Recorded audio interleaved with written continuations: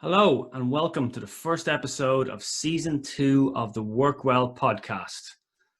It's really great to be back and I must say we have an excellent episode to kick off this season of the podcast. My guest today on the show is Su Carty. Su is an international leader in performance. A speaker, consultant and coach, Su works with business owners who are struggling with disconnect and conflict, leaving them with a stress-free, united team who own their performance and produce outstanding results. Su has had a really interesting career. So prior to becoming a business owner, Su was the first women's development manager for World Rugby.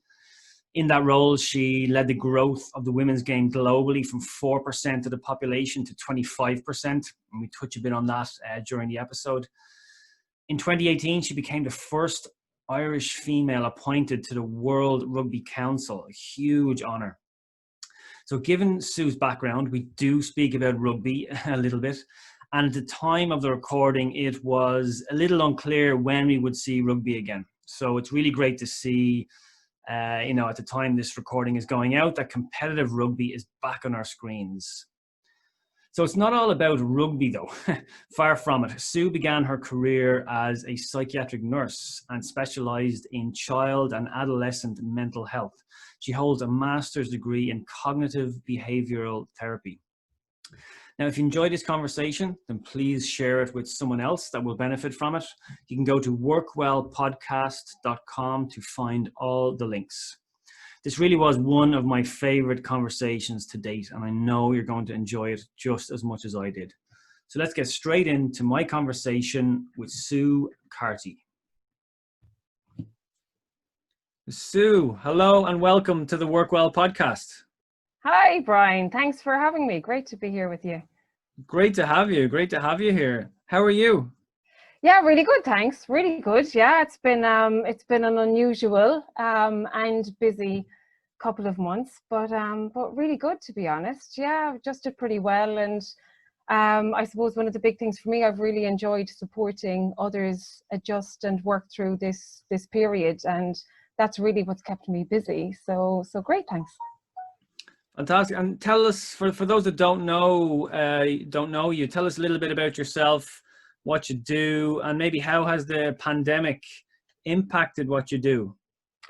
Okay, great. Wow. So yeah, my name is Su Carty. I'm from a little village, Treen, in County Roscommon. I live in Dublin, and primarily my work. So I work with businesses really where there's a disconnect, or there's a lack of performance or that sense in the team. And I work with them, and my program, I take them from torture to title in 3 simple phases. So that sense of hitting the pitch together and producing the results that you're committed to. So that's what I do, and I love it. And you can probably hear in that it's very much influenced by sport, particularly rugby. So I've been involved in rugby for quite a long number of years now. So I've played for about 12 years. I referee, so I'm really missing refereeing at the minute. So that's one of the things about the pandemic that's had a direct impact, I guess. And I've been involved in committees down through the years, really progressing women's rugby in Ireland. So I led the integration of the Irish Women's Rugby Football Union into the IRFU.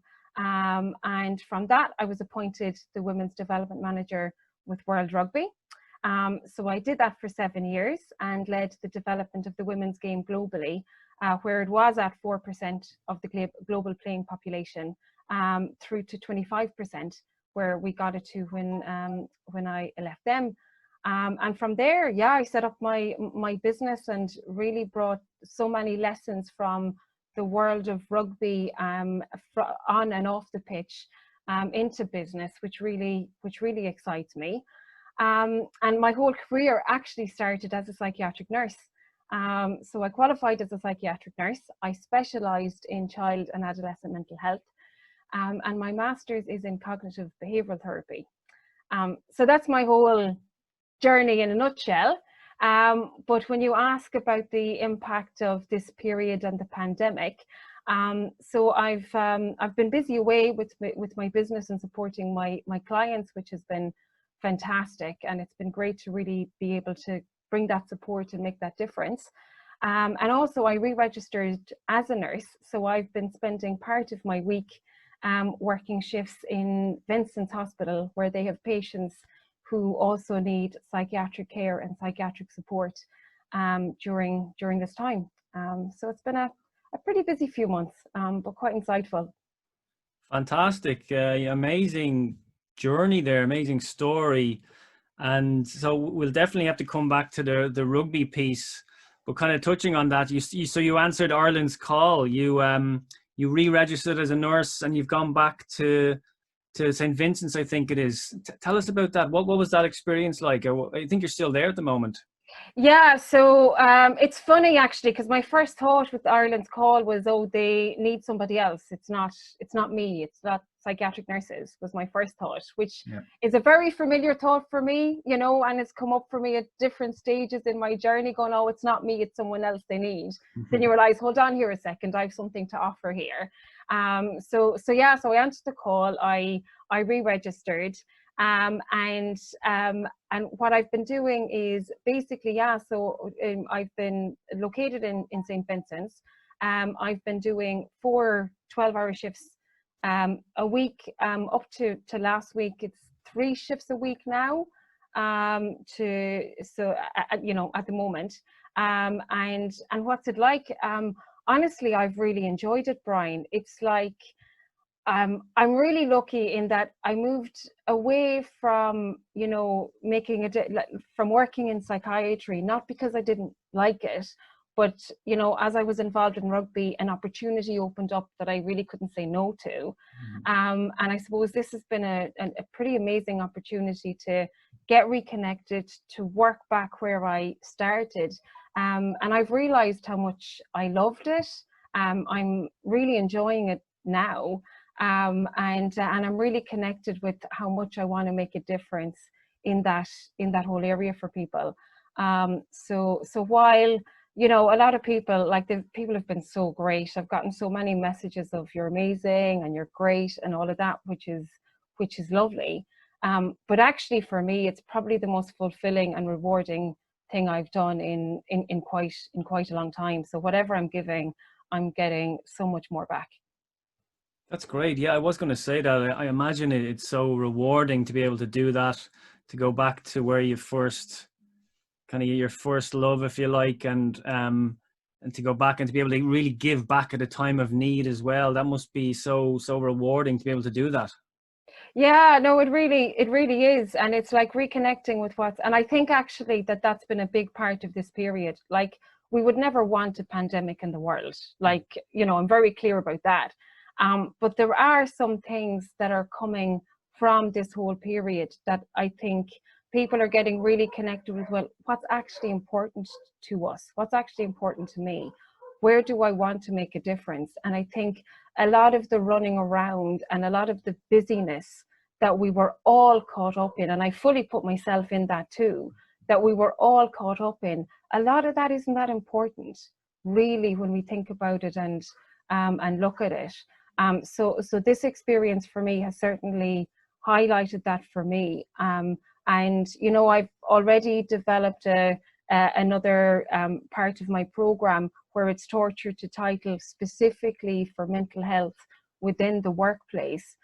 So to support people working through this transition and this period, and really bringing, you know, my experience and being reconnected now, because we need to bring that support everywhere for people. It doesn't matter where you are, like your mental health as well as your physical health goes with you. And sometimes you need a specific expertise or a specific support. And that's no different to when you sprain your ankle on a pitch and you go to the person that can make the difference for you. And I think we're beginning to get much, much better at being so open about that. And it's so important. It is indeed. Yeah, very well said. And is based on that and what you're doing with your new program, what advice would you have then for anyone listening in that maybe they're considering a return to the workplace. They've probably been working from home. Maybe they're furloughed, for example, at this moment in time. Maybe they've lost their job. Any advice for supporting our mental health at this time? Yeah, sure.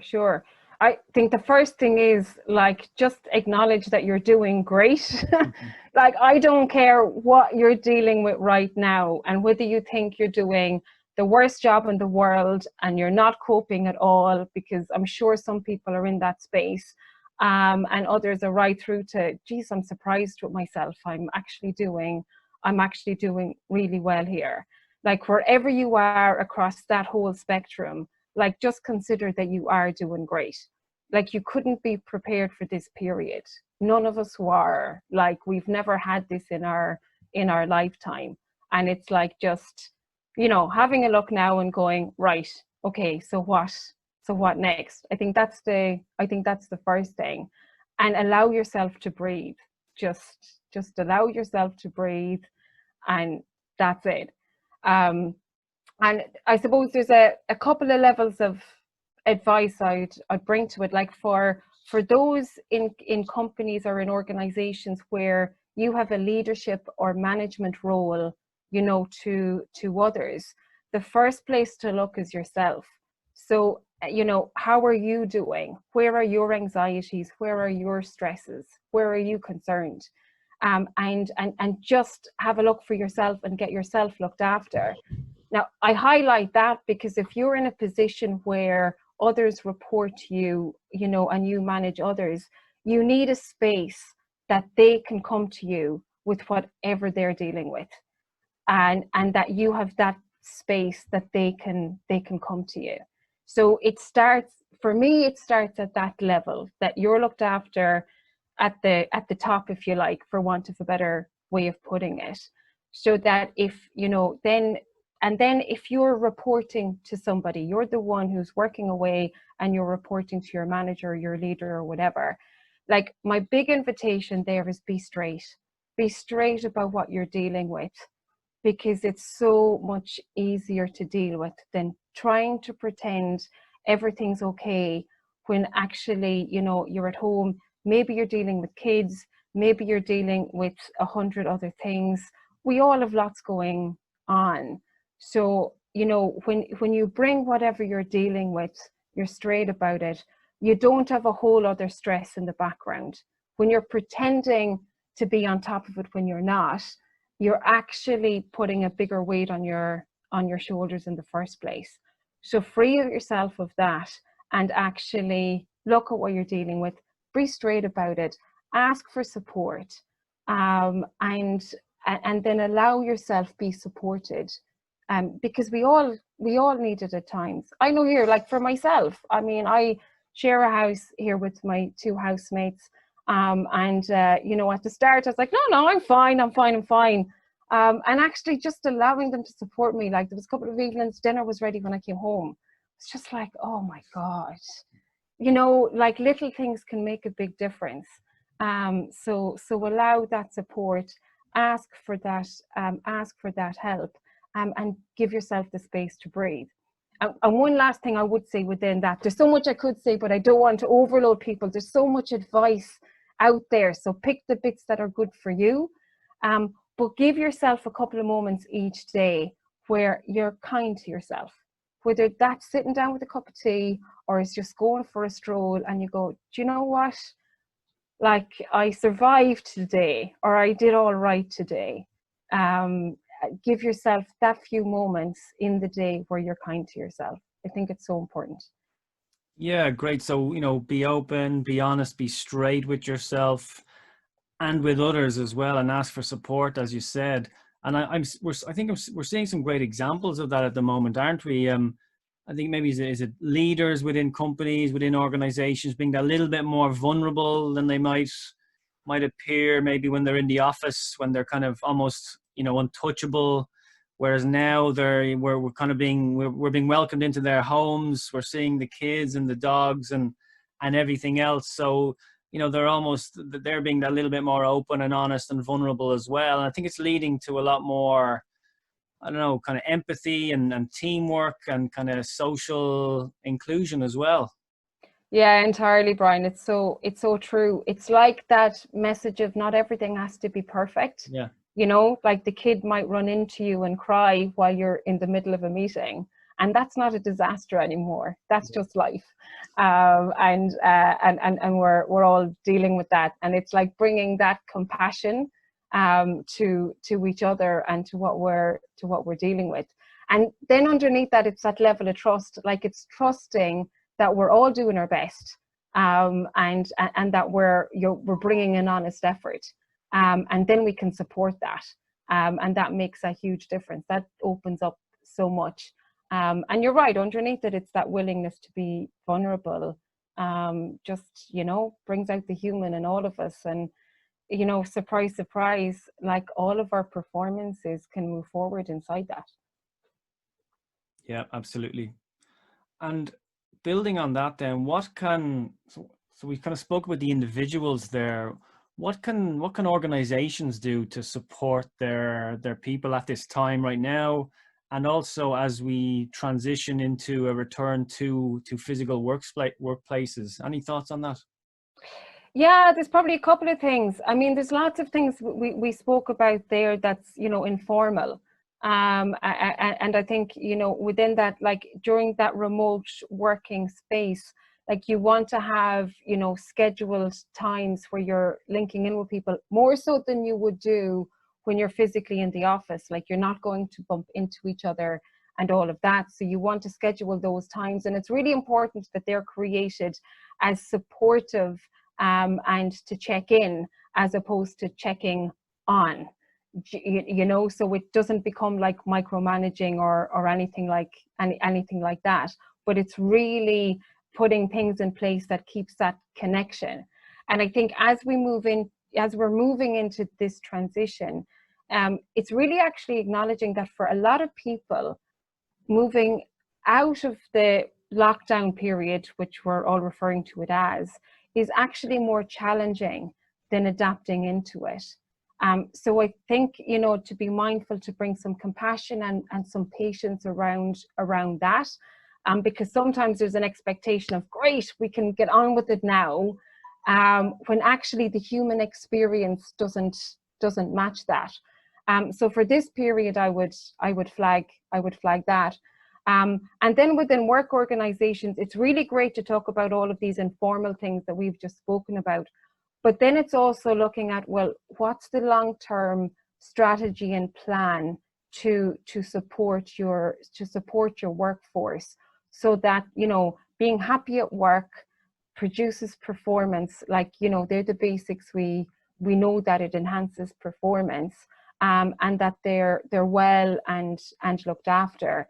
So as well as the informal pieces we've just spoken about, it's like, well, what programs, what sort of more structured support can you put in place? And there's lots of different things out there now. So I would suggest, have a look around and what will best support you through the transition, which is like a little bit of survival. It's like we're in survival mode through the transition.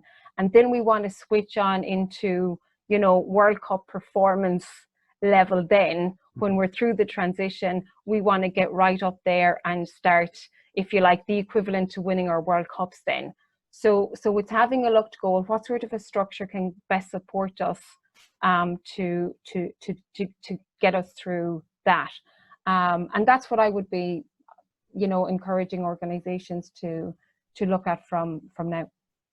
Fantastic. Yeah, I love the sporting analogy there. So we're still only in the qualifiers at the moment, are we? Or maybe we're in the group stage, and we're looking it. Yeah. That's it. It's a little bit like, we should win this, okay, but just let's make sure, no banana skins, and then set ourselves up to go for it on the other side. Yeah. Very good. Love that. And you mentioned previously that, so the work that you're doing, that you're busier than ever. And so what kind of questions are you being asked by the companies that you work with, and how are you delivering for them then in the online space? Yeah, thanks, Brian. It's been amazing. So the questions vary. There's some varied questions, and there's a lot of common threads as well. And what's really encouraging, like one of the most common questions by kind of management leadership levels is really looking at how can I best support them? Like there is a real, and I like this really does move me and it excites me that there's a real connection with leaders in the organizations, in the workspace, to actually support their people and have them supported through this period. It's not trying to just get the most out of them, even though things are the way they are. Like there's a real compassion there, which, you know, really, I find really encouraging and really great. So the most common is around that. It's like, how do we best support them? What do we put in place? And how do we make sure that they know they can tell us what they're dealing with? Because sometimes, and like, you know, I'd say we can all see ourselves in this. Sometimes we don't want to be straight with the boss. We want to go, no, we've it all sorted. So there's equally that sense of, well, how do I let them know that they can just say what it's like, what they're dealing with, so they don't have a worry. So there are a lot of the type of questions. And then the other bit that comes out, and I mentioned it earlier, is, okay, so how do we get through this period and how do we set ourselves up to really go for it the other side of it? So they'd be the most common elements to the conversation. And the other thing, like I found really encouraging, is that, you know, those leaders at those levels have been really open to come into conversation around, well, what they're dealing with, so that they are equipped to deal with whatever their staff are dealing with as well. And I found that particularly encouraging.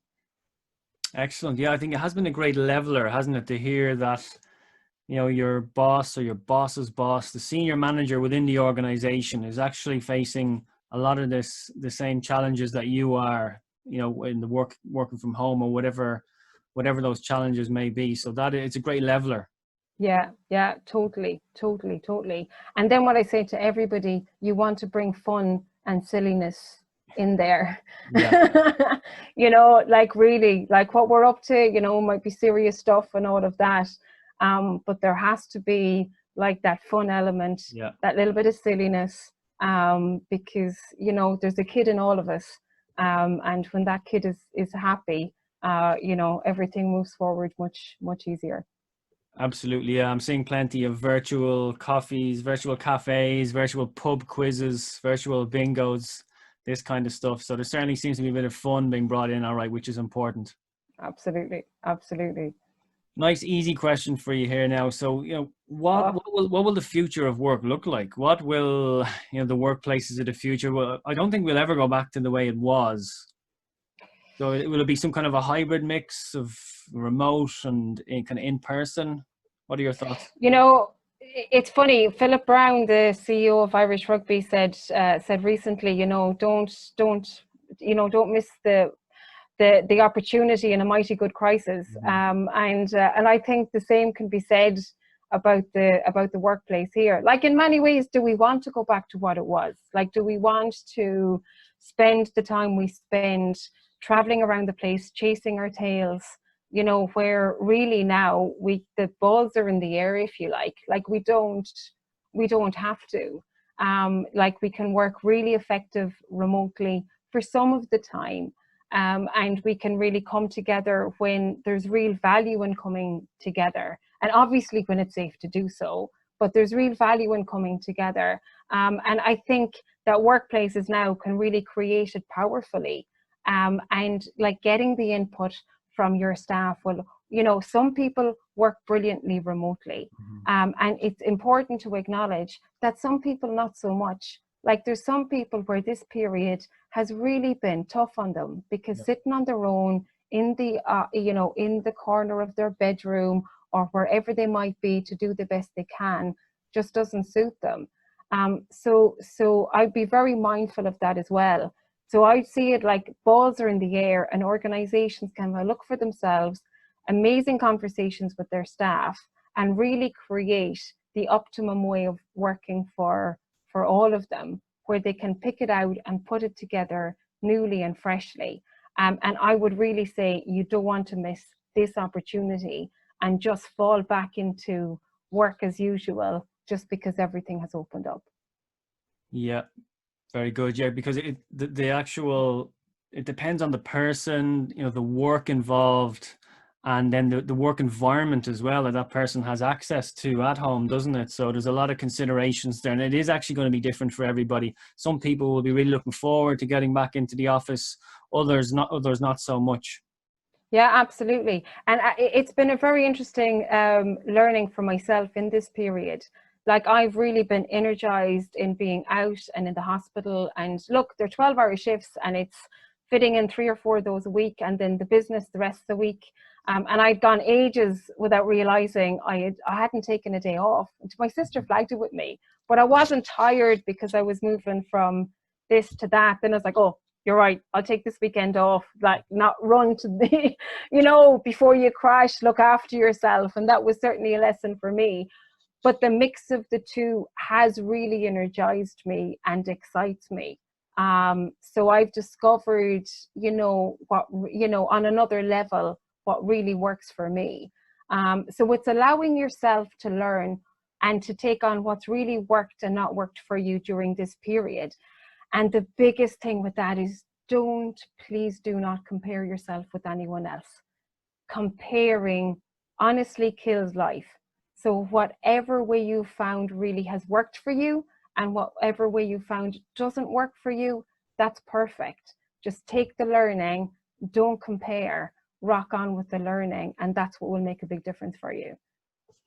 Great advice. Yeah. Don't compare yourself to anybody else, and take a little bit of time for yourself, and try and notice that even if you're enjoying your work, just, it's still important to take that little bit of time off.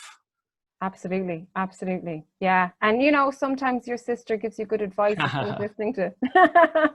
And that's where, you know, a bit of physical activity or your hobbies can come in. And we've danced around it long enough, I think. We've had quite a few sporting analogies already, but Ella, you must really be missing, you know, the rugby. You've played your whole life. You've been refereeing. You're on the World Rugby Council now. That's right. Tell us a little bit about that. Yeah, so it's been amazing, actually. So World Rugby recently, well, they've known for a length of time, you know, that they didn't have women in their council, and as part of a governance review a couple of years ago, they opened up the opportunity to bring women onto council, and I'm privileged that I'm the first Irish female to take that position. And yes, and this is, you know, World Rugby, we would traditionally meet physically, obviously. And our last meeting was in Japan during the World Cup. So we've been meeting virtually. So it's been a fascinating, you know, learning experience, and being in the position of the governance side of the game, because I had been employed by World Rugby, so I had that administration experience. Now opening up into that council experience and the strategy decision making on another level is fascinating, and really getting to grips with, you know, what other unions in the rest of the world are dealing with, particularly at this time. And the other really encouraging part is, you know, like during this period, you know, it's a very challenging time for rugby, obviously, and there's a lot of uncertainty, like we're all dealing with that uncertainty. And we're trying to bring some certainty to it. So looking at, you know, the roadmaps are there to get back playing and all of that. So there's lots and lots of work going on in the background to bring about that return to play safely, where players and everybody feel safe. And the encouraging piece in it for me personally is obviously that the women's game is very much, you know, looked at and being planned forward as part of that work in the background as well, which maybe a number of years ago, you know, might not be the case. It would be, let's get the guys sorted and we'll think about the women. But that's not the case now, which is a huge step forward for us. So it's great to be part of. Absolutely, yeah, fantastic, and what an achievement! So the first Irish female to be on the World Rugby Council, and I hazard a guess, the first person from Roscommon to be on the World Rugby Council as well. That's probably true. I haven't quite looked back at the history books. It's funny. It's great. You know, it's like, actually, you know, when I think of that, you know, I love the journey I've been on. Like, it's been a massive journey of discovery. I could never have planned it. You know, I grew up on a farm. I love that I grew up on the farm. I'm really missing, like, I've actually like missed going home to the farm and on the bog and everything else. But you know, I love that, love going home. But also, it's like that lesson of, it doesn't matter who you are or where you've come from, you know, go after what matters to you, go after your passions, and like, the world literally opens up in front of you. And like, I've had lots of moments where I was like, God, I couldn't do that. Like, my first experience of that was, I was, you know, I got really into playing. Once I got invited to go along and try it out when I moved to Dublin. And I was like, great, brilliant, sure, I'll try anything. I was sport mad. And a couple of seasons later, this girl, Michelle, the Women's Development Officer in Leinster, said to me, "Oh, Sue, we need a Leinster Women's Committee. You will set it up and you'll be president." And I was like, God, I couldn't do that. It was like going, like, I couldn't do that. And she was just like going, "You got to do this." Now, her language was a bit more colorful than that, but anyway, she shocked me. She shocked me into saying yes. And what I discovered was I could absolutely do it, and I didn't need to have it all worked out. It was like, take the next step at a time. There's always somebody there to go to ask, to support, to have your back. Yeah, like, there's some of the best lessons I've learned from rugby that I've brought into everything I do. Fantastic. Yeah, so it sounds like you were probably suffering from imposter syndrome there, you know, at a number of occasions. But I mean, you've gone on to overcome that, and now, as you mentioned, the amazing experience you're having now at the World Rugby Council, and some really impressive, you know, people and names there. Bernard Laporte, Bill Beaumont is the chairman. I'd know Bill from his Question of Sport days. That's showing my age there. That's how I remember Bill. Yeah. And you know, like, actually, yeah, it's funny when I think back to those days. And like, Bill, I first worked with Bill in 2009, 2010, in the lead up to the Women's World Cup in England, which was a really important tournament and a really important time for the women's game. And right back to that point, like, he was a huge stand and a huge support for the women's game and the future of women's 15s and the future of the World Cup. Like, he had a vision for it right then from the start. So, you know, and he's committed to support from here, which is obviously really, really great, and really important. Fantastic. Yeah, and the numbers you mentioned under your kind of stewardship there were really impressive, from 4% to 25% growth in the women's game while you were heading up that area. Yeah, and it's really great. I suppose there was a couple of learnings from that. So one is the opportunity for girls and women to pick up the game at the time was pretty limited. It just wasn't there. Like, I remember when I started, I did not know that women played rugby. I was in James's Hospital having a coffee, chatting the sports results on a Monday, when this girl, Joanne, said to me, "Oh, you're into sport, come on, give this a try." And I did not know women played rugby. And like, that was the experience of so many women around the world. So it was like, and sometimes there was an impression of, well, women don't want to play because there's so few of them. But actually, it was about opportunity. So for me, it became all about, give them the opportunity, throw them a ball, and some of them will want to play and some of them will want to go and do other things, and that's perfect. But it's my job to give them the opportunity. And then the other learning with that, which has so stood with me everywhere, Brian, is that, like, when I started, I was like fighting to move the women's game forward. Like, I had to take on all of these people and fight for it. And push doors open. And what I discovered really was that it was a massive change. Like, we were expecting, you know, a huge change from all of those leaders in the game around the world. And when I saw that actually it wasn't people against women and girls in the game, it was really around change management and supporting these leaders who love the game of rugby through a change. and have them get connected with my passion for the game, and that the passion that women bring to the game is no different to what men and boys bring to the game, that began to move the whole thing forward. So well said. Opportunity is the key word there, isn't it? My daughter is 5, and I only just saw recently, now it was pre-COVID, so hopefully it gets back up and running again, but our local rugby club there, it's mainly a GAA area, I would say, where we live, but there's a small local rugby club as well. But I saw the signs they had up for try a try, and it was brilliant. And it was for boys and girls, very young, like under, I think was it the under 8 certainly, but anyone from 4 or 5 could take part. So I'll certainly be bringing her up to that to try it out, and she'll try some GAA as well. She'll try some soccer, I'm sure. And like you said, it's, if she likes it, great, she can keep going. If she doesn't, she can do something else. She can try something else. But at least she's had the opportunity to try it out and decide for herself if she likes it or not.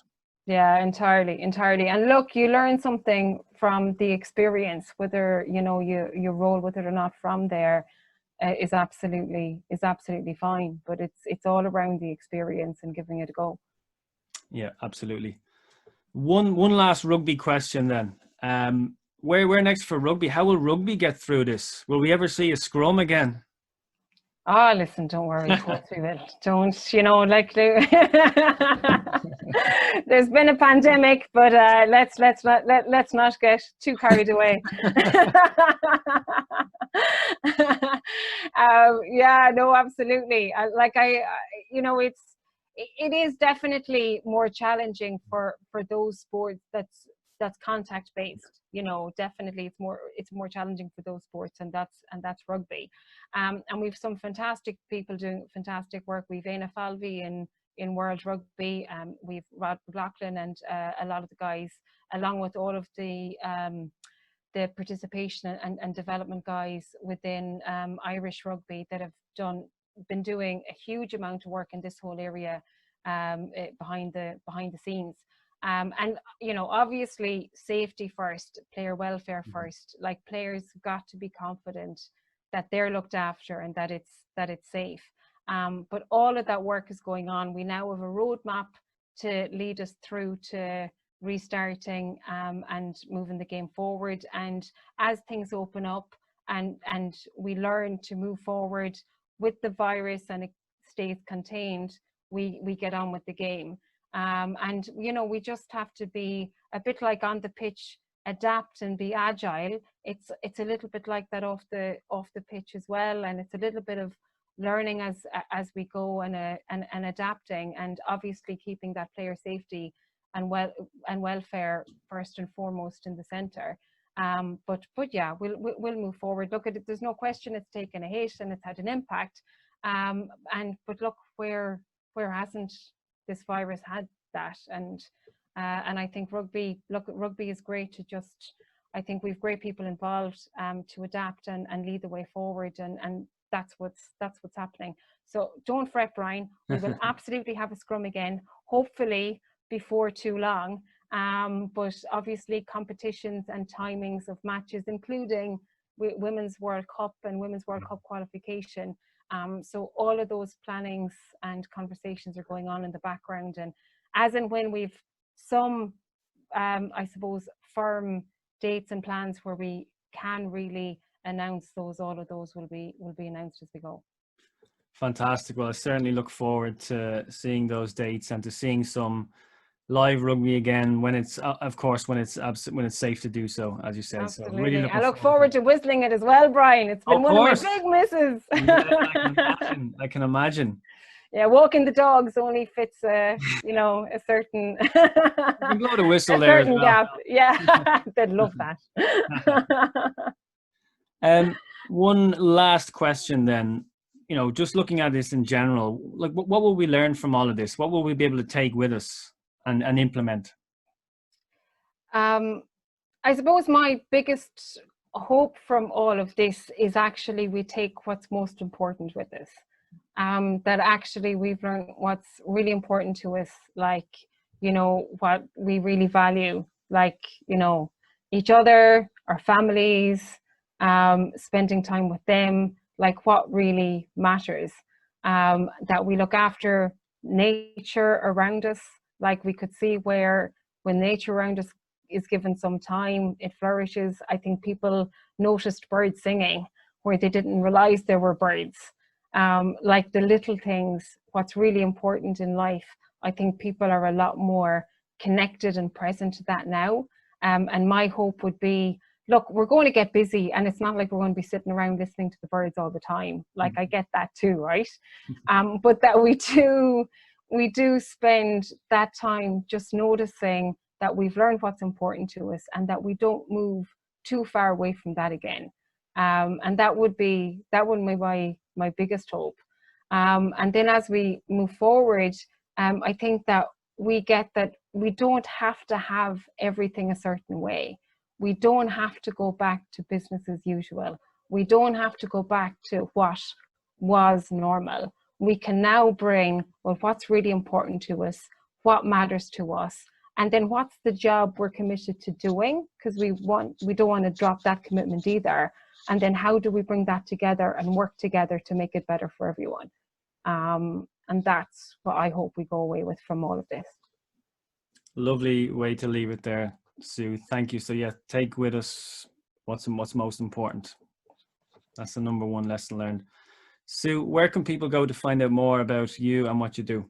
Oh, great. Thanks, Brian. Feel free to drop me a line at sue@sucarty.com. Sucarty.com is the website. I'm on Twitter and LinkedIn.